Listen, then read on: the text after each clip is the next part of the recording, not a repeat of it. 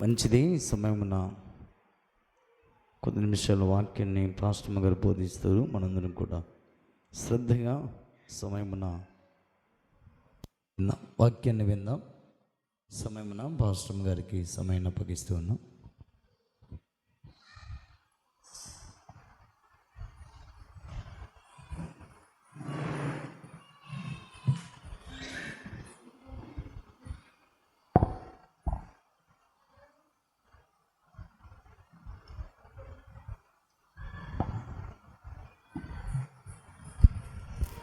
ప్రభు నామమున అందరికీ వందనాలు.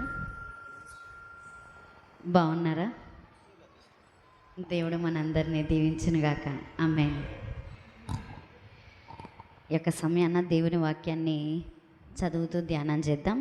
ఇర్మియా గ్రంథంలో నుంచి 2వ అధ్యాయంలోని ఒక మాటను మనము చదువుతూ ధ్యానం చేద్దాం. ఇర్మియా గ్రంథము 2వ అధ్యాయము 5వ వచనం.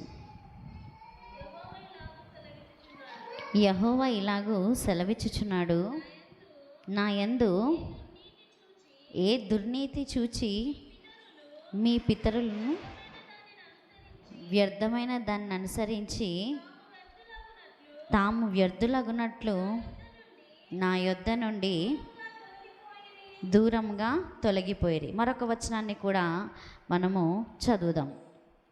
ఇదే 2వ అధ్యాయంలో 31వ వచనం. ఈ తరము వారలారా, యెహోవా సెలవిచ్చు మాట లక్ష్యపెట్టుడి. నేను ఇశ్రాయేలునకు అరణ్యం వలెనైతినా, గాఢాంధకార దేశం వలెనైతినా. చాలండి. మరొక వచనాన్ని కూడా మనము చదువుదాం. 11వ వచనం లేదండి 10వ వచనాన్ని మనం చదువుదాం. కిత్తీయుల ద్వీపములకు పోయి చూడుడి, కేదారునకు దూతలను పంపి బాగుగా విచారించి తెలుసుకొనుడి. మీలో జరిగిన ప్రకారము ఎక్కడనైనాను జరిగినదా?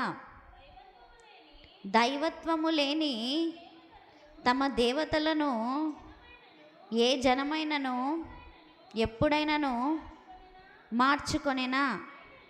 అయినను నా ప్రజలు ప్రయోజనము లేని దానికై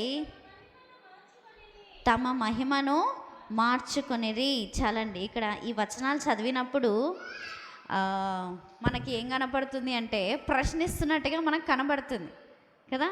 ఈ యొక్క వచనాలు మనం చదివినప్పుడు ఈ యొక్క 5వ వచనము, అదేవిధంగా ఈ యొక్క 31వ వచనము, అదేవిధంగా ఈ 10, 11 వచనాలు మనం చదివినప్పుడు ఏం కనపడుతుంది అంటే, మనకి ఏం అర్థమవుతుంది అంటే, దేవుడు ప్రశ్నిస్తున్నాడు. ఎవరిని ప్రశ్నిస్తున్నాడు అంటే, మనుష్యులనైనా ప్రశ్నిస్తున్నాడు. ఎందుకు ఆయన ప్రశ్నిస్తున్నాడు? ఆయన ప్రశ్నించడానికి గల కారణం ఏంటి అని మనం ఆలోచన చేసినట్లయితే, ఇదే అధ్యాయము 35వ వచనంలో మనం చదివినట్లయితే, ఇక్కడ అయినను నేను నిర్దోషిని, నిశ్చయముగా ఆయన కోపము నా మీద నుండి తొలగిపోయినని చెప్పుకొంచున్నావు. ఇదిగో పాపము చెయ్యలేదని నీవు చెప్పిన దాన్ని బట్టి నీతో నాకు వ్యాజ్యం కలిగినది. అంటే ఏంటి? దేవుడు వ్యాజ్యం ఆడుతున్నాడు. నేను మరలా మీకు అర్థమయ్యేలా చెప్తున్నాను. మనము ఇర్మియా గ్రంథము 2వ అధ్యాయంలో 5వ వచనాన్ని చదివాము, అదేవిధంగా 31వ వచనము చదివాము, అదేవిధంగా 10, 11 వచనాలు చదివాము. అయితే ఈ 3 వచనాలలో కూడా మనకి ఏం కనపడుతుంది అంటే, దేవుడు ప్రశ్నిస్తున్నాడు. ఎవరిని? మనుషులందరినీ కూడా దేవుడు ప్రశ్నిస్తున్నాడు. ఎందుకు ప్రశ్నిస్తున్నాడు? ఏం ప్రశ్నిస్తున్నాడు అనేది తర్వాత. అసలు ఎందుకు ప్రశ్నిస్తున్నాడు అని మనం ఆలోచన చేస్తే, ఈ 35వ వచనంలో మనుషులు అంటున్నారంట, ఇప్పటికీ కూడా మనుషులు అంటున్నారంట. ఏమంటున్నారు అంటే, నేను నిర్దోషిని, నిశ్చయంగా నా మీద ఆయన కోపం లేదు అని అంటున్నారు. నా మీద నుండి ఆయన కోపం ఎప్పుడో వెళ్ళిపోయింది అని అంటున్నారు. ఇంకోటి ఏమంటున్నారు, పాపము చేయలేదని చెప్పుచున్నారు. దాన్ని బట్టి ఆయన మనతో వ్యాజ్యమాడుతున్నాడంట. ఈ ప్రశ్నలు ఏ విధంగా ఉన్నాయంట? ఈ ప్రశ్నలు మనం చదివినటువంటి 2వ అధ్యాయం 5వ వచనం 31వ వచనం 10, 11 వచనాలు ఏ విధంగా ఉన్నాయి అంటే ప్రశ్నిస్తున్నట్టున్నాయి. ఆయన మనతో వ్యాజ్యమాడుతున్నాడంట. ఎందుకు ఆయన మనతో వ్యాజ్యమాడుతున్నాడు అంటే మన మీద ఆయన కోపం లేదని మనం అనుకుంటున్నామంట. మన మీద ఆయనకి కోపం ఎప్పుడో పోయిందని మనం అనుకుంటున్నామంట. ఇంకోటి, ఏ పాపము కూడా మనము చెయ్యలేదు అని మనము అంటున్నామంట, అనుకుంటున్నామంట. మన ఆలోచన మనం ఏ విధంగా, మన మైండ్ సెట్ ఏ విధంగా ఉంటుంది, నేనేం పాపం చేయట్లేదే, నా మీద దేవుని కోపం వచ్చే అంత నేనేం చేయలేదే అని మనం అనుకుంటున్నామంట. అందుకే ఆయన మనతో వ్యాజ్యమాడుతున్నాడు, మనల్ని ప్రశ్నిస్తున్నాడు. ఏమని ప్రశ్నిస్తున్నాడు అని అంటే మనము 5వ వచనాన్ని ఒకసారి మరలా చదువుదాం. ఏమని అంటున్నాడు, ఏమని ప్రశ్నిస్తున్నాడు? ఏ దుర్నీతి చూశారండి మీరు నాలోన? ఏ తప్పు కనిపించిందండి మీకు నాలోన అని దేవుడు అంటున్నాడు. ఏ తప్పు కనిపించిందని ఆయన మనల్ని అడుగుతున్నాడు. ఏం తప్పు మనం ఆయనలో చూసాము అని ఆయన మనుషులను అడుగుతున్నారు. ఏ తప్పు చూసి మీరు నన్ను విడిచిపెట్టారు? ఏ తప్పు చూసి మీరు నా యొద్ద నుండి దూరంగా వెళ్ళిపోయారు అని దేవుడు ప్రశ్నిస్తున్నాడు. చూడండి, మరలా మనము చదువుదాం మనకు అర్థం అవ్వడం కోసం. మనందరము నేను ఏ విధంగా చెప్తున్నానంటే వినండి, మీరు వింటున్నారని నేను చెప్తున్నాను, కానీ మీరు ఏ విధంగా వినాలని నేను కోరుకుంటున్నానంటే మీరు మనస్సు పెట్టి హృదయంతో మీరు వినాలని నేను కోరుకుంటున్నాను. దయచేసి మీరు చెవులతో మాత్రమే కాదు కానీ మీరు మీ మనస్సు పెట్టి మీరు వినాలని నేను కోరుకుంటున్నాను. ఎందుకంటే మనం చెవులతో విన్నప్పుడు ఇది మన మనసుని తాకదు, కానీ మన మనస్సు పెట్టి విన్నప్పుడు మాత్రమే ఇది మన హృదయాన్ని తాకుతుంది, మన మనస్సుని తాకుతుంది. చూడండి ఏమన్నాడు, నా యందు ఏ దుర్నీతి చూచి మీ పితరులు వ్యర్థమైన దాన్ని అనుసరించి. ఏ దుర్నీతి చూచి మనము ఈరోజు దేవుని అనుసరించకుండా వ్యర్థమైన దాన్ని అనుసరిస్తున్నాము? మనం దేవుని అనుసరించట్లేదని దేవుడు చెప్తున్నాడు.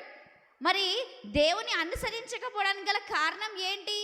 ఏదో రాంగ్ ఉంటేనే కదా మనం వేరే దాన్ని అనుసరించేది. మరి ఏ రాంగ్ కనిపించిందని మనం దేవుని అనుసరించట్లేదు?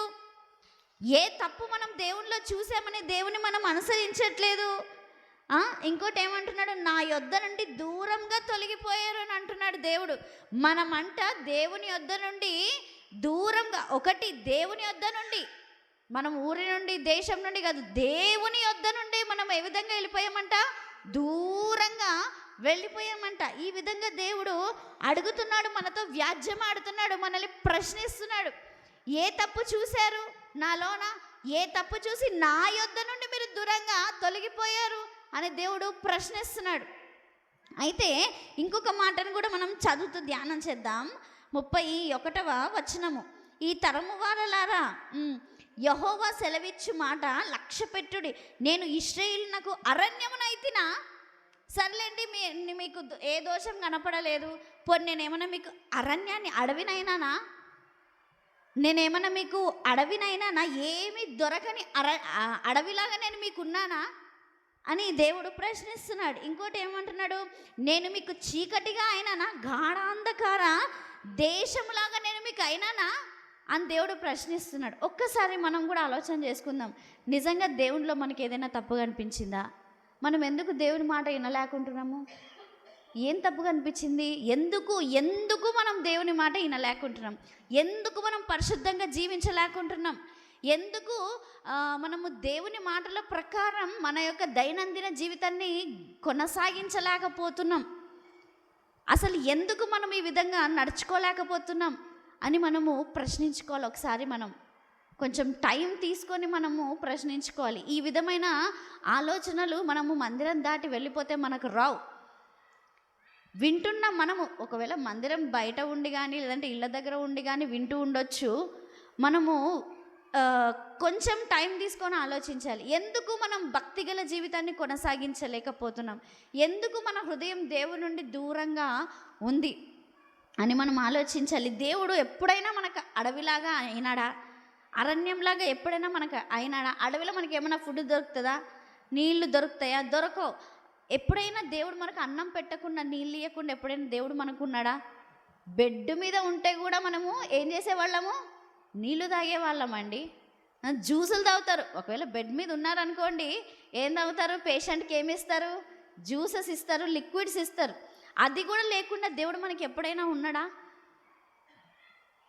ఆరోగ్యాలతో ఉన్న మనము ఎప్పుడైనా అన్నం తినకుండా ఉన్నామా? లేదు. ఎప్పుడు కూడా ఎంత అనారోగ్యం ఉన్నా ఏదో ఒకటి మనం తిన్న రోజులు ఉన్నాయి. అనారోగ్యంతో ఉండి కూడా మనం తిన్న రొట్టె కూడా మనం తింటాం. తెలుసా మీకు తెలుసులేండి. అనారోగ్యంతో ఉన్నప్పుడు ఇంట్లో అమ్మ ఏం చేసి పెడుతుంది? అన్నం తినకపోతే రొట్టెన్న చేసి పెడుతుంది. రొట్టె కూడా తినకపోతే డాడీ వాళ్ళు ఏం చేస్తారు? పండ్లు తీసుకొస్తారు కదా, లేదంటే పాలు తీసుకొస్తారు, లేదంటే పెరుగన్నమన్నా తిను అని అంటారు. దేవుడు మనకి ఎప్పుడైనా అరణ్యంలాగా అయినాడా? దాహం నీళ్లు లేకుండా ఎప్పుడైనా దేవుడు మనల్ని ఎండగొట్టినాడా? లేదు. మరి ఎందుకు మనము ఏమి చూసి మనము దేవుని తృణీకరించాం? ఏమి చూసి మనం దేవునికి దూరంగా ఉంటున్నాం? ఏం కనిపించిందని మనం దేవునికి దూరంగా ఉంటూ ఉన్నాం అని దేవుడు ప్రశ్నిస్తూ ఉన్నాడు. ఇంకోటి, గాఢాంధకార దేశంలాగా నేను అయినానా? ఐగుప్తుని కదా నేను ఐగుప్తు దేశం అంతటి మీద నేను చీకటిని కమ్మ చేస్తాను కదా, ఆ గెర్షోని మీద నేను చీకటి కమ్మ చేస్తున్నా. ఒక్కసారి మనం కీర్తన 78వ అధ్యాయాన్ని మనము తెరచి చదువుదాం. కీర్తనలు ఇది చదువుతున్నప్పుడు నాకు జ్ఞాపకం వచ్చినటువంటి వచనాలు. కీర్తనలు 78వ అధ్యాయం మనం చదివినప్పుడు దేవుడు ఇక్కడ ఆసాపు ద్వారా రచించినటువంటి దైవ ధ్యానము ఇది దైవ ధ్యానము అన్నమాట. నా జనులారా, మొదటి నుంచి, నా జనులారా నా బోధకు చెవియొగ్గుడి, నా నోటి మాటలకు చెవియొగ్గుడి. నేను నోరు తెరిచి ఉపమానము చెప్పదను, పూర్వకాలపు గూఢవాక్యములను నేను తెలియజెప్పేదను. చూడండి, గూఢవాక్యాలను తెలియజెప్తున్నాను అని అంటున్నాడు. మనకు ప్రతి సంవత్సరం ఒక న్యూస్లో ఒక ఆవిడ వస్తుంది. నేను ఇది లైవ్ కాబట్టి చెప్తున్నాను. ప్రతి సంవత్సరం మనకు న్యూస్లో ఒక ఆవిడ వస్తుంది. ఏంటి అంటే, అమ్మ ఈ సంవత్సరం ఏ విధంగా జరగబోతుంది చెప్పు అని అంటే ఆవిడ ఏడుస్తుంటుంది. అడిగిన దానికి సమాధానం చెప్పదు. మన దేవుడు ఏం చెప్తున్నాడు అంటే, గూఢవాక్యములను నేను తెలిపేదను అని అంటున్నాడు. ఈ దేవుడు గూఢవాక్యములను తెలిపే దేవుడు. ఏమంటున్నాడు? గూఢవాక్యములను నేను మీకు తెలియజెప్పేదను, మాకు తెలిసిన సంగతులను, మా పితరులు మాకు వివరించిన సంగతులను చెప్పెదను. యెహోవా స్తోత్రార్హ క్రియలను, ఆయన బలమును, ఆయన చేసిన కార్యములను దాచకుండా వాటిని వారి పిల్లలకు మేము చెప్పెదము అని ఆసాపు చెబుతూ ఏదేదైతే దేవుడు చేశాడో ఆసాపు గారు ఇక్కడ తన కీర్తనలో వివరిస్తున్నారు. చూడండి, చదువుదాము ఒకసారి. రాగల తరములలో పుట్టబోవు పిల్లలు దాని నెరుగునట్లును. అంటే ఏంటి?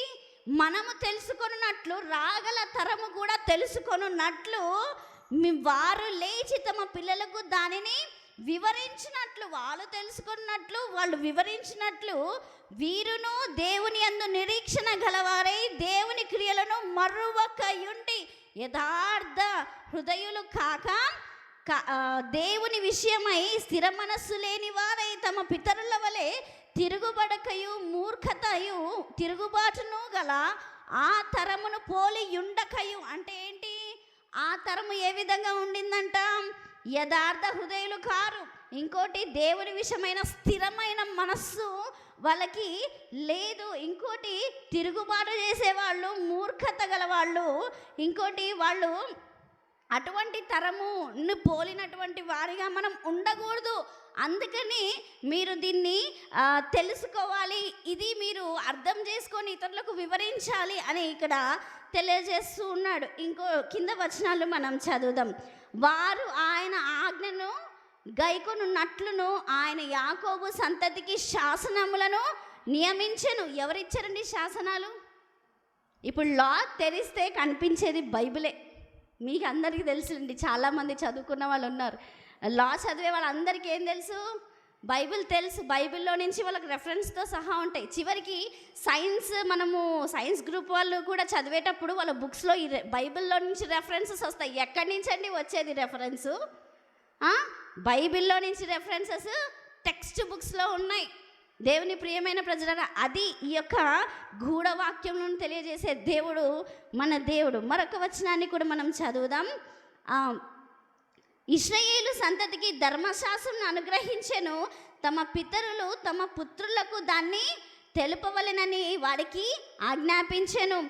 విండ్లను పట్టుకొని యుద్ధ సన్నద్ధులైన ఎఫ్రాయిము సంతతి వారు యుద్ధకాలమున వెనుకకు తిరిగిరి. వారు దేవుని నిబంధనను గైకొనకపోయిరి. వాళ్ళు చేసిన తప్పేంటంట, వాళ్ళు దేవుని నిబంధనను గైకొనకపోయిరి. ఆయన ధర్మశాస్త్రం అనుసరించకపోయిరి. ఆ తర్వాత ఆయన క్రియలను, ఆయన వారికి చూపిన తన ఆశ్చర్య క్రియలను వారు మర్చిపోయారు. ఏదైతే దేవుడు చేశాడో ఆశ్చర్యకార్యాలు వాళ్ళు మర్చిపోయారంట. ధర్మశాస్త్రమును వారు అనుసరింపనొల్లక పోయారంట. అసలు ధర్మశాస్త్రాన్ని, శాసనాలని, కట్టడాలని దేవుడు ఎందుకు ఇచ్చాడు? అనుసరించడానికి ఇచ్చాడు. ఎక్కడైనా చూడండి, ఎక్కడైనా ధర్మశాస్త్రం ఇవ్వబడిందా? ఎక్కడైనా శాసనాలు, కట్టడలు, నియమాలు ఇవ్వబడ్డాయా? లేదు. జీవము గల ఈ దేవుడు శాసనాలను, కట్టడలను, ధర్మశాస్త్రాలను, నియమాలను ఆయన ఇచ్చి ఉన్నాడు. అయితే వాటన్నింటినీ కూడా వాళ్ళు మర్చిపోయారు. ఇంకా రాయబడినటువంటి మాట, ఐగుప్తు దేశంలో సోయాను క్షేత్రమందు వారి పితరులు చూచుచుండగా ఆయన ఆశ్చర్య కార్యములను చేశాను. ఆయన సముద్రమును పాయలుగా చేసి వారిని అద్దరిని నడిపించారు. అది మర్చిపోయారంట. ఆ తర్వాత ఆయన రాసినటువంటి మాట, ఆయన నీటిని రాశిగా నిలిపెను. పగటి వేళ మేఘములో నుండి, రాత్రి అంతయు అగ్ని ప్రకాశములో నుండి ఆయన వారికి త్రోవ చూపెను. అరణ్యములో ఆయన బండలు చీల్చి సముద్రమంత సమృద్ధిగా వారికి నీళ్లు త్రాగనిచ్చెను. బండలో నుండి ఆయన నీటి కాలువలను రప్పించను. ఎక్కడి నుంచి? బండలో నుంచి. ఈ చరిత్ర ఎక్కడైనా ఉందా? ఎవరికైనా ఉందా? మన దేవునికి ఉంది, ఈ దేవునికి ఉంది, దేవునికే ఉంది. చూడండి, మరి చదువుదాం. ఆయన బండలో నుండి ఆయన నీటి కాలువలు రప్పించెను, నదుల వలె నీళ్లు ప్రవహింప చేసెను. అయినను వారు ఆయనకు విరోధముగా ఇంకను అడవిలో మహోన్నతుని మీద తిరగబడిరి. వారు తమ ఆశ కొలది ఆహారం అడుగుచు తమ హృదయములలో దేవుని శోధించిరి. ఈ అరణ్యంలో దేవుడు భోజనం సిద్ధపరచగలడా అనొచ్చు వారు ఆయనకు విరోధముగా మాటలాడిరి. ఆయన బండను కొట్టగా నీరు ఉబికెను, నీళ్లు కాలువలై పారేను. ఆయన ఆహారం ఇయ్యగలడా? ఆయన తన ప్రజలకు మాంసం సిద్ధపరచగలడా అని వారు చెప్పుకొనిరి. యెహోవా ఈ మాట విని కోపగించెను, యాకోబు సంతతిని దహించి వేయుటకు అగ్నిరాజను. ఈ మాట వద్దులేని నెక్స్ట్ మాట చదువుదాం.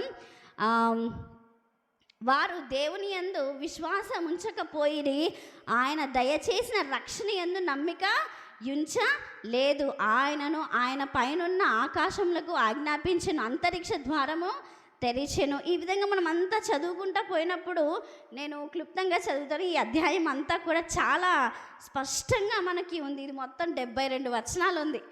నేను మీకు క్లుప్తంగా చెప్తాను. నేను దేవుడు ఏం చేశాడు, వాళ్ళ ప్రార్థనలు విన్నాడు. ఫస్ట్గా వాళ్ళ ప్రార్థనలు విని మోషేను అహరోనును దేవుడు ఏర్పాటు చేసుకున్నాడు. ఫరో దగ్గర నుండి వాళ్ళని బయటికి రప్పించడానికి అనేక అద్భుత కార్యాలు దేవుడు మోషే అహరోన్ల ద్వారా దేవుడు చేశాడు. మనందరికీ తెలుసు కదా, కప్పల తెగులు, పేళ్ల తెగులు, వలగండ్లు, తర్వాత మిడతల దండు, ఆ తర్వాత దద్దులు, ఈ విధంగా ఆ తర్వాత నీళ్లు రక్తం అవ్వడము, ఈ విధంగా అన్ని కప్పలు ఇవన్నీ కూడా 10 తెగుళ్ళు దేవుడు ఎవరి మీదకి పంపించాడు? ఐగుప్తు దేశం మీదకి పంపించాడు. ఆ తర్వాత చీకటి, ఆ తర్వాత మొదటి సంతానం, ఇంకోటి వాళ్ళ పశువులన్నీ చనిపోవడం. ఈ విధంగా దేవుడు 10 తెగుళ్ళని వారి మీదకి పంపించాడు. ఎందుకు? తాను ఎవరి ప్రార్థన అయితే విన్నాడో వాళ్ళకి జవాబు ఇవ్వడానికి ఈ యొక్క 10 తెగుళ్ళని కూడా పంపించి వాళ్ళని ఐగుప్తు బానిసత్వంలో నుంచి వాళ్ళని బయటికి తీసుకొని వచ్చాడు. తీసుకొని వస్తున్నప్పుడు వాళ్ళకి కొన్ని నేర్పించాలి. వాళ్ళు నేర్చుకోలేదు ఇంతవరకు కూడా, వాళ్ళకి కొన్ని నేర్పించాలి. ఏదైతే జరిగిందో, అబ్రహాం, ఇస్సాకు, యాకోబుల దేవుడుగా ఉన్న ఆయన తన గురించి వారికి తెలవడానికి, ఆ తరం వారికి తెలవటానికి, కొన్ని వాళ్ళకి నేర్పించడానికి, వాళ్ళకి కొన్ని తెలియజేయడానికి దేవుడు వాళ్ళని అరణ్యం గుండా నడిపిస్తుంటే వాళ్ళు నేర్చుకోవాల్సిన వాళ్ళై ఉండి నేర్చుకోకుండా ఏం చేశారు? మనం ఈ యొక్క అధ్యాయంలో చదివాం కదా, తిరుగుబాటు చేశారు, ఆయన మీద సనిగారు, ఆయనను ప్రశ్నించారు, హృదయంలో ఆయనను శోధించారు. నీళ్ళు ఇవ్వగలడా అంటే దేవుడు అక్కడ ఎక్కడి నుంచైనా నీళ్ళు ఇవ్వగలడు. మాంసం ఇవ్వగలడా అంటే దేవుడు అక్కడ ఎక్కడి నుంచైనా మాంసము ఇవ్వగలడు. అబ్రహాము తన కుమారుణ్ణి బలి ఇవ్వబోతున్నప్పుడు ఎక్కడి నుంచి వచ్చిందండి గొర్రె? ఎక్కడి నుంచి వచ్చింది? పొట్టేలా గొర్రెనా? ఎక్కడి నుంచి వచ్చింది? దేవుడు అక్కడ తన పిల్లల్ని కాపాడుకోవడానికి దేవుడు ఏమైనా చేయగలడు. ఇటువంటి దేవుని వాళ్ళు శోధించారు. ఈ చరిత్ర చెప్పడానికి గల కారణం ఏంటంటే దేవుడు ఏంటో ఈనాటికి కూడా మనకు తెలియట్లేదు. ఎవరినైనా వెళ్ళి బైబిల్ విషయంలో ఏదైనా ప్రశ్న వేస్తే జవాబు చెప్పలేని స్థితిలో ఉన్నారు. కనీసం ఆ క్వశ్చన్కి ఆన్సర్ ఇవ్వలేకపోయినా కనీసం వాళ్ళకి తెలిసిన దాంట్లో ఎంతో కొంత ఎక్స్ప్లెనేషన్ అన్నా ఇవ్వలేని పరిస్థితుల్లో ఈరోజు ప్రజలు ఉన్నారు. ఎందుకు? వాళ్ళు సేవిస్తున్న దేవుడి గురించి వాళ్ళకే తెలీదు. మన దేవుడు చరిత్ర గల దేవుడు, హిస్టారికల్ ప్రూఫ్స్ ఉన్నటువంటి దేవుడు. ఇటువంటి దేవుడి గురించి తెలుసుకోకపోతే మనం విశ్వాసం మనకు పుట్టదు. ఆధారం ఉంటేనే విశ్వాసం పుడుతుంది.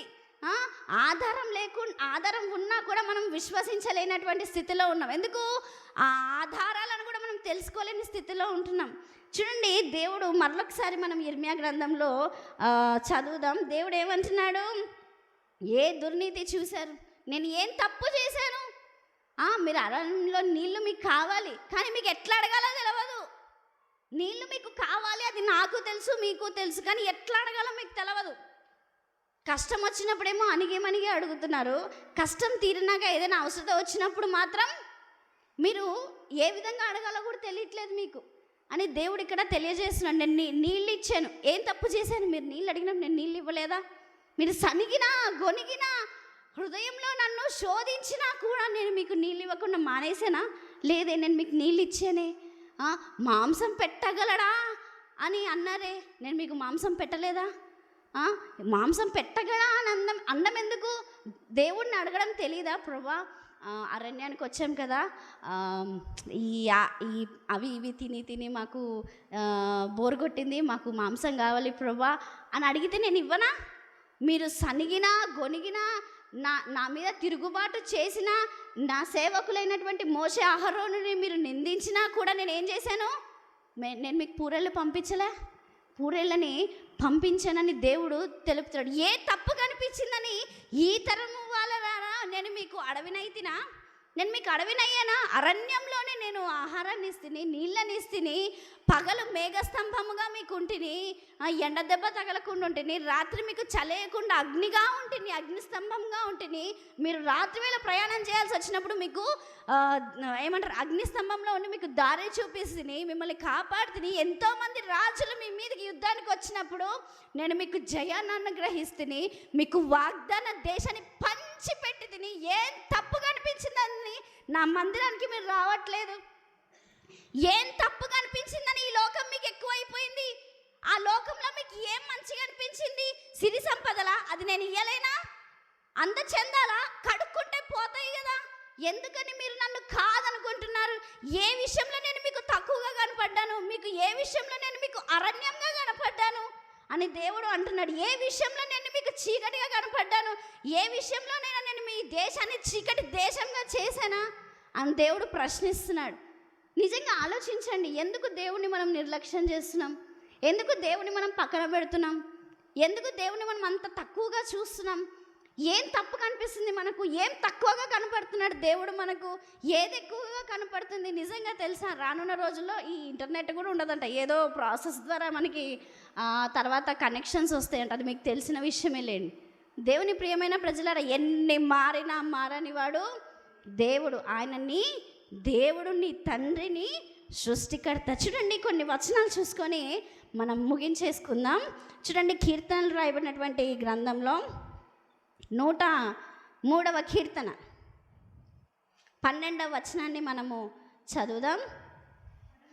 పడమటికి తూర్పు ఎంత దూరమో ఆయన మన అతిక్రమములను మనకు అంత దూరపరచి ఉన్నాడు. ఇది ఆయన చేసిన తప్పు.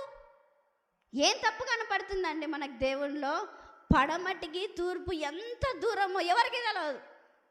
అటువంటిది ఆయన ఏం చేశాడంట, మన అతిక్రమంలను, మన ఓవర్ యాక్షన్స్ని, మన పాపంలను, మన మిస్టేక్స్ని ఆయన ఏం చేస్తున్నాడు, మన శిక్షను, మన దోషమును ఆయన అంత దూరం చేసేసాడంట. మన నుంచి వాటిని అంత దూరం చేసేసాడంట. మన అతిక్రమంలను, మన మిస్టేక్స్ని, మన ఓవర్ యాక్షన్స్ని, మన బిల్డప్లని ఆయన అంత దూరం చేసేసినాడు. చూడండి, మన మీదికి రావాల్సినటువంటి ఆయన ఉగ్రత, ఆయన తీర్పుని తూర్పు నుంచి పడమరకి ఎంత దూరమో అంత దూరం చేసినట్ట. ఏ తప్పు చూసి మనం దేవుని నిర్లక్ష్యం చేస్తున్నాం? ఈ వచనం మన జ్ఞాపకం చేసుకోవాలి. ఏ దుర్నీతిని మనం చూసి ఆయనకు మనము దూరముగా వెళ్ళిపోతూ ఉన్నాం? ఆయన యుద్ధ నుండి ఏ తప్పు చూసి మనం దూరంగా వెళ్ళిపోతున్నాం? ఇదా ఆయన చేసిన తప్పు? పడమటి నుంచి తూర్పుకి ఎంత దూరమో అంతగా దేవుడు మన అతిక్రమములను మనకు దూరం చేయడమా ఆయన చేసిన తప్పు? మన పాపాలను క్షమించడమా ఆయన చేసిన తప్పు? ఏ తప్పు కనపడుతుందండి ఈరోజు మనం దేవుని నిర్లక్ష్యం చేయడానికి? దేవుడు ప్రశ్నిస్తున్నాడు. ఈ నూతన సంవత్సరంలో దేవుడు మనల్ని ప్రశ్నిస్తున్నాడు. మరొక వచనాన్ని కూడా మనం చదువుదాం. యెషయా గ్రంథంలో 29వ అధ్యాయంలో ఒక మాట రాయబడి ఉంది. 13వ వచనం, 29:13. ప్రభువు ఇలాగూ సెలవిచ్చుచున్నాడు, ఈ ప్రజలు నోటి మాటతో నా యొద్దకు వచ్చుచున్నారు, పెదవులతో నన్ను ఘనపరచుచున్నారు, వారి హృదయమును తమ హృదయమును నాకు దూరము చేసుకొని ఉన్నారు. వారు నా ఎడల చూపు భయభక్తులు మానవుల విధులను బట్టి వారు నేర్చుకొనినవి. చూడండి, ఈ మాట చెప్తూ నేను ఒక్కరిని జ్ఞాపకం చేస్తాను. దావీదు మహారాజు ఉన్నప్పుడు ఏమైనా మందిరం ఉందా? మరి దావీదు మహారాజుకి ఎందుకు అంత గొప్ప సాక్ష్యం ఉంది? దావీదు చచ్చిపోయినాక కూడా ప్రతి రాజు చరిత్ర చెప్పేటప్పుడు దేవుడు దావీదు వంటివాడు కాదు, దావీదు వంటివాడు ఆయను, దావీదు వలె ఉండరు అని, చచ్చిపోయినా కూడా కొత్త నిబంధనలో కూడా దావీదు కుమారుడు అని చెప్పుకున్నాడు. ఏంటి? ఎందుకు? ఏమైనా మందిరం ఉందా? అప్పుడు మందిరం లేదు. మందిరం కట్టించిందే ఎవరు? ఆయన కొడుకు సొలొమోను కట్టించినాడు. దావీదు కూడా కట్టియలే మళ్ళా మందిరం. మరి దేవుడు ఎందుకు దావీదుని అంత ప్రత్యేకంగా చూస్తున్నాడంటే, దావీదు దేవుని హృదయాన్ని అనుసరించి జీవించాడు, దేవుని నొప్పించకుండా జీవించాడు, దేవుని అర్థం చేసుకున్నాడు, ధర్మశాస్త్రం ప్రకారం ఆయన జీవించాడు. ఎవరు? దావీదు ధర్మశాస్త్రం ప్రకారం జీవించిన. ఆయా చోట్ల ఆయన చిన్న చిన్న తప్పులు చేశాడు. చిన్న చిన్న తప్పులు కాదు, పాపాలు ఎప్పటికైనా పాపాలు చేసినా ఏమైంది అంటే రియలైజ్ అయినాడు. అంటే తను తప్పిండు తను తెలుసుకొని మరలా చేయలే తప్పు. ఒక్కసారి వ్యభిచరించినాడు, మరలా వ్యభిచరించలేదు. ఒక్కసారి జనమును లెక్కించాడు, మళ్ళీ లెక్కించలేదు. ఒక్కసారి ఉరియాని చంపించాడు, మళ్ళీ ఇంకెవరిని కూడా ఆయన చంపించలేదు. ఒక్కసారి సౌలు మీదకి పోయినాడు, మళ్ళీ ఇంకెప్పుడు కూడా సౌలు మీదకి పోలేదు. దేవుని ప్రియమైన ప్రజలారా, మనం అర్థం చేసుకోవాల్సింది ఏంటంటే, దేవుని మనం అర్థం చేసుకోవాలి. దేవునిలో ఏ తప్పు కనపడుతుందని మనం దేవుని తక్కువగా చూస్తున్నాం, దేవుని మందిరానికి రాకుండా ఉంటున్నాం. దేవుని వాక్యానుసారంగా మనం జీవించాలి. అది దేవుడు కోరుకుంటున్నాడు. ఏం కోరుకుంటున్నాడు దేవుడు అంటే, ఆయన తన మాటల ప్రకారం జీవించాలని ఆయన కోరుకున్నాడు. ఇంకేం కోరుకోవట్లేదు. కొన్ని దేవతలుగా దేవుళ్ళుగా పిలువబడుతున్నవి ఏం చేస్తాయంట అంటే, కొన్ని పంటను అడుగుతాయంట. ఏదైతే నీకు పంట వచ్చిందో ఆ పంటను అడుగుతాయంట. కొన్ని ఆహార పదార్థాలను అడుగుతాయంట. కొన్ని పిల్లలను అడుగుతాయంట. నీ కడుపున పుట్టిన, నీ రక్తం పంచుకొని పుట్టినటువంటి నీ పిల్లలను అడుగుతాయంట. కొన్ని వెండి బంగారాలను అడుగుతాయంట. ఏం చేసుకుంటారు? దేవుని ప్రియమైన ప్రజలారా, ఒక్కసారి మనస్సు పెట్టి ఆలోచించండి. చెవులు ఉండి వినవు, కళ్ళుండి చూడవు, చేతులుండి సహాయం చేయవు, కాళ్ళుండి నడవవు. దేవుని ప్రియమైన ప్రజలారా, అటువంటి వాటి మాయలో మనం పడిపోతున్నాం. అందం వెనక మనం పరిగెడుతున్నాం. కడుక్కుంటే పోతుంది. ఎప్పుడైనా హీరోయిన్స్ని మీరు రియల్గా ఎప్పుడైనా ఛాన్స్ వస్తే చూడండి, పింపుల్స్ ఉంటాయి వాళ్ళకి, ఆయిల్ స్కిన్ ఉంటుంది, చాలా చండాల. మనం చూడలేం. మనం ఎంతో అందంగా ఉంటాం. మీకు తెలుసా? మనం ఎంతో అందంగా ఉంటాం. మనం పౌడర్ పూసుకోము, మనం ఫెయిర్ అండ్ లవ్లీ పూసుకోము, మనం ఎంతో అందంగా ఉంటాం, ఎంతో ఫ్రెష్గా ఉంటుంది మన స్కిన్. ఆయిలీ స్కిన్ అయినా డ్రై స్కిన్ అయినా మన స్కిన్ ఎంతో చక్కగా ఉంటుంది. వాళ్ళు చూడండి, అందం అని పోయిన వాళ్ళందరూ అంతమైపోయారు.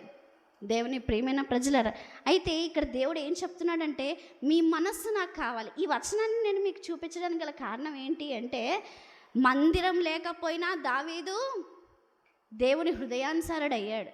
చూడండి, దేవుడు ఏం కోరుకుంటున్నాడు అంటే, మనము నోటితో కాదు దేవుని స్తుతించేది, హృదయంతో మనం ఆయన్ని స్తుతించాలని ఆయన కోరుకుంటున్నాడు. పెదవులతో నన్ను ఘనపరచుచున్నారు అని అంటున్నాడు. అంటే ఏంటి? మనం మన హృదయంతో మనం ఆయన్ని మన జీవితంలో, మన దైనందిన జీవితంలో మనం ఆయన్ని ఘనపరచాలి.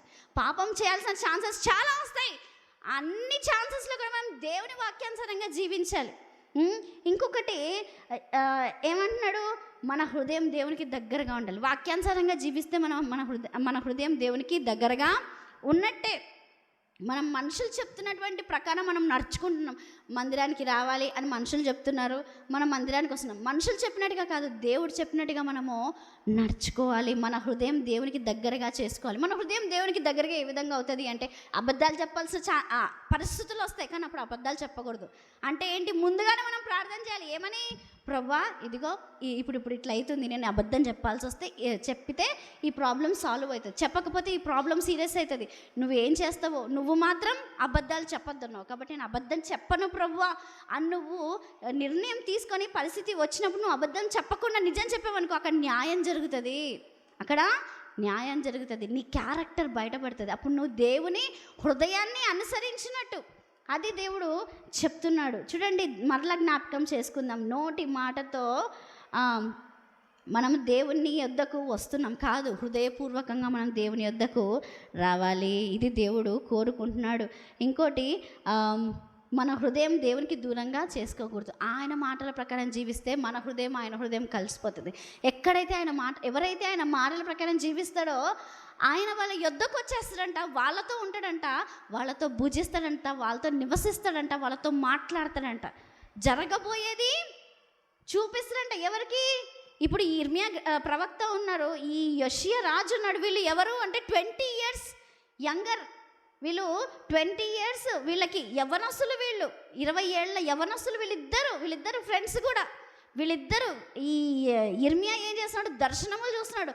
అతను ఏం చేస్తున్నాడు? యోషియా తన తండ్రి చెడ్డ క్రియలు చేశాడు. తన తండ్రి కట్టించినటువంటి బలిపీఠములకు వీటిని కట్టిస్తూ ధూపాలు వేయిస్తూ వాటిని చేయిస్తే, తన తండ్రి చెప్పినట్టుగా యోషియా ఉండకుండా దావీదును అనుసరించి దావీదు చెప్పినట్టుగా, అంటే దావీదు ఏ విధంగా అయితే దేవుని హృదయానుసారంగా నడుచుకున్నాడో, ఈ యొక్క యోషియా రాజు కూడా దావీదు వలె దేవుని హృదయానుసారంగా జీవించాడు. మెత్తని హృదయం కలిగి జీవించాడు. అందుకే రాబోయే శ్రమలు అతను చూడకుండా కనుమూసాడు. దేవుని ప్రియమైన ప్రజలారా, దేవుడు మనందరితో కూడా మాట్లాడుతున్నాడు. మన హృదయం దేవునికి దూరంగా ఉండకూడనట్లుగా మనము చూసుకుందాం. ఇంకో మాట దేవుడు ఏమంటున్నారంటే, మీరు విడిచిపెట్టారు అని అంటున్నాడు. మరొకసారి మనము ఇర్మియా గ్రంథము 2వ అధ్యాయంలో 13వ వచనాన్ని మనం ఒకసారి చదువుదాం.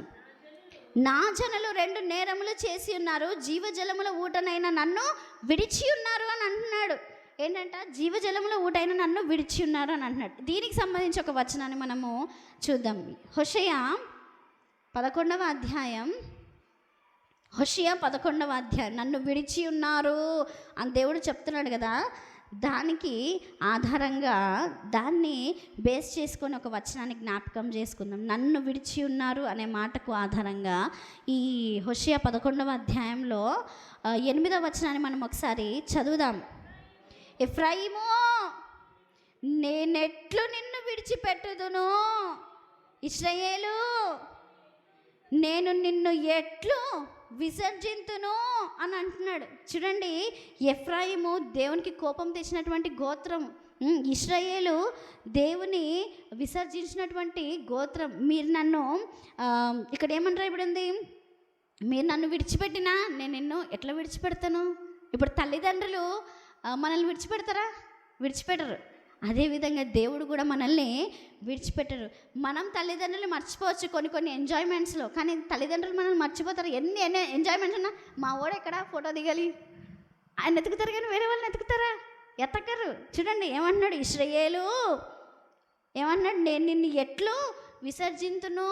మన ఫొటోస్లో కూడా మన పిల్లల్ని మనం మర్చిపోం కదా. పండగలో కూడా మన పిల్ల ఎంత సంబరం ఉన్నా, ఎంత బిజీగా ఉన్నా మన పిల్లలని మనము మర్చిపోం.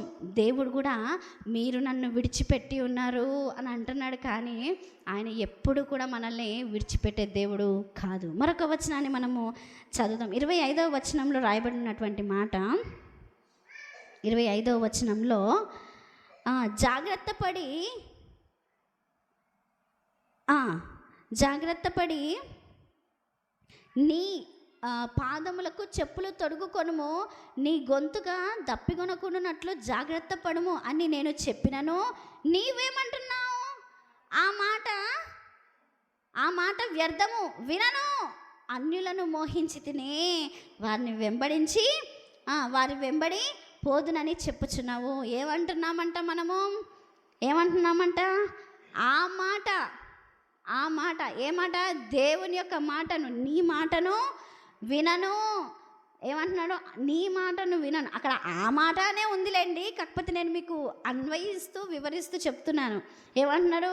నీ మాట వ్యర్థము. ఏమంటున్నారు? ఆయన మాట వ్యర్థం అంటున్నారంట. ఏమంటున్నారు? వినను. అన్యజనులను మోహించి తిని వినను.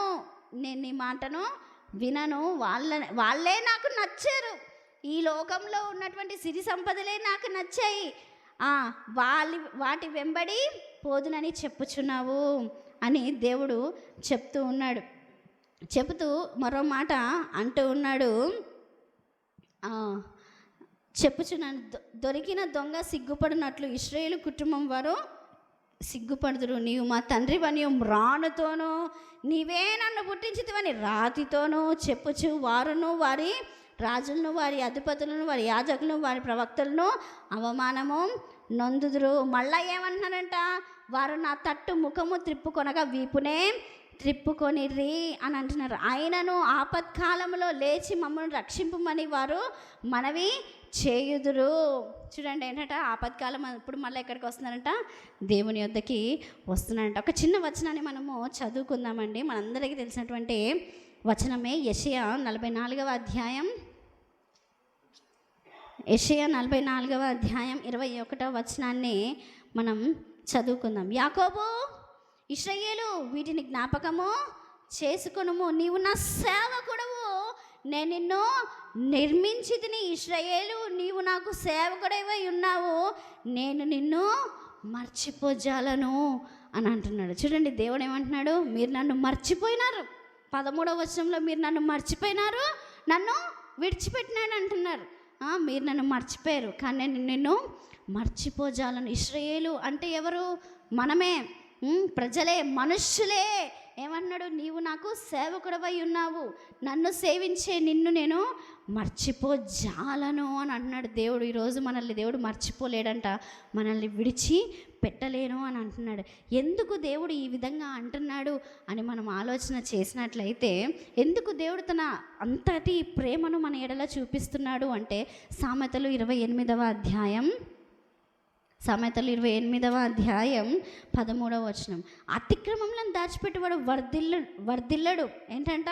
వర్ధిల్లడు. వాడిని ఒప్పుకొని విడిచిపెట్టువాడు కనికరము పొందుడు. ఎందుకు ఆయన మర్చిపోను అంటున్నాడు? ఎందుకు ఆయన విడిచిపెట్టను అంటున్నాడు అని మనం ఆలోచన చేసినట్లయితే, మనము వర్ధిల్లాలని, మనం ఆయన కనికరాన్ని పొందుకోవాలని, మన మనస్సు మార్చుకోవాలని, మన మనస్సు ఆయన వైపు తిరగాలని దేవుడు ఏమంటున్నాడు? ఆయనని ప్రేమించమంటున్నాడు. ప్రేమ అంటే ఏంటి? మాట వినడమే ప్రేమ. నా మాట వినండి, నా యొద్దకు రండి అని దేవుడు చెప్తూ ఉన్నాడు. చూడండి, యోహాను సువార్త 10వ అధ్యాయంలో మనందరికీ తెలుసు కదా. యోహాను సువార్త 10వ అధ్యాయంలో మంచి కాపరి తన గొర్రెల కొరకు ప్రాణం పెట్టును. నీ దేవుడు నిన్ను ప్రేమించి ఏం చేశాడు తెలుసా? అద్భుత కార్యాలే కాదు, తన ప్రాణమును సహితం ఆయన ఇచ్చాడు. చూడండి, ఒకసారి మనం చదువుదాం. యోహాను సువార్త 10వ అధ్యాయం 11వ వచనం, నేను గొర్రెలకు మంచి కాపరిని. మంచి కాపరి గొర్రెల కొరకు ఏంటంటే, తన గొర్రెల కొరకు అని లేదు, తన గొర్రెల కొరకు అని లేదు. చూడండి, మంచి కాపరి తన గొర్రెల కొరకు, చూడండి ఏమంటారు, మళ్ళీ ఒకసారి చదువుదాం. నేను గొర్రెలకు మంచి కాపరిని, మంచి కాపరి గొర్రెల కొరకు తన ప్రాణమును పెట్టును. తన గొర్రెలకు అనేది లేదు, గొర్రెల కొరకు తన ప్రాణం పెట్టును.